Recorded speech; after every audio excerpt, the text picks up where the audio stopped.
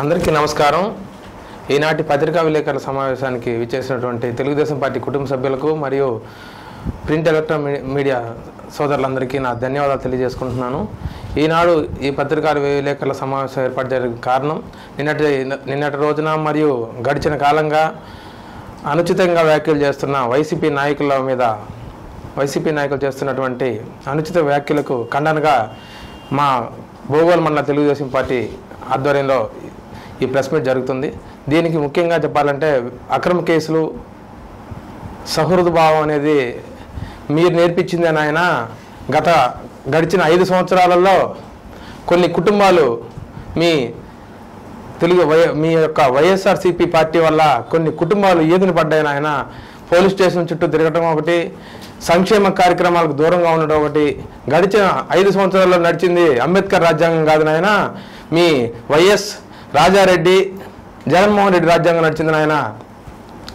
మాట్లాడేటప్పుడు కొంచెమన్నా ఇంటి జ్ఞానం ఉండాలి నాయన. రఘు, నువ్వు చేసింది భోగోలు మండలంలో ఎన్నడూ లేని విధంగా గడిచిన కాలంలో అటు తెలుగుదేశం పార్టీలో కానీ, ఇటు అప్పుడున్న కాంగ్రెస్ పార్టీ కానీ, కమ్యూనిస్ట్ పార్టీ కానీ, ఇప్పుడు వచ్చినటువంటి మీ పార్టీ గురించి చెప్పలేదు. ఎవరు కూడా సోదర భావంతో ఉండేవాళ్ళు. గడిచిన కాలంగా ఉన్నటువంటి కన్వీనర్లు అందరూ కూడా ఎవరిని కక్ష సాధింపులకు పోయి అట్లాగే వ్యక్తిగతంగా టార్గెట్ చేసినటువంటి దాఖలాలు లేవు. రెండు పార్టీ ఎటున్నా కూడా ఆ ఎలక్షన్ రోజున వరకు చూసుకొని వాళ్ళ పని వాళ్ళు చేసుకునేవాళ్ళు. అట్లాంటిది నువ్వు వచ్చిన నువ్వేమంట కన్వీనర్ అయ్యావో ఈ భోగోల్ మండలంలో ఒక విధ్వంసకర వాతావరణం సృష్టించింది నువ్వు నాయన. నువ్వు చెప్పాలి, నీ గురించి చెప్పాలంటే అసలు ఒకరోజు సరిపోదు. ఈ ప్రెస్ మీట్ అంతా నేనే మాట్లాడాల్సి వస్తుంది. నీకు సిగ్గు, లజ్జ, మానం, మర్యాద ఉంటే నువ్వు అంటున్నావు అక్రమ కేసులని. అక్రమ కేసుల గురించి నువ్వు ఎట్లా మాట్లాడతావు? నీకు అసలు సిగ్గుందా? ఎవరో బర్రెలు కాసుకునే వాళ్ళ మీద రేప్ కేసు కట్టించావు, బాయిలో దూకి చచ్చిపోయాడు. దానికి నువ్వేమన్నా ప్రమాణం చేస్తావా? సాక్షాత్ నేను లేని దాని మీద ఎస్సీ ఎస్టీ కేసు పెట్టించావు నువ్వు కాదా? నీకు సంబంధం లేదా? ఆ రోజు అంబేద్కర్ రాజ్యాంగం నచ్చిందా? నేను లేని దాంట్లో 307 కేసు పెట్టించావు. 26 రోజులు జైల్లో ఉండిచ్చాం. 26 రోజులు జైల్లో ఉండిచ్చాం.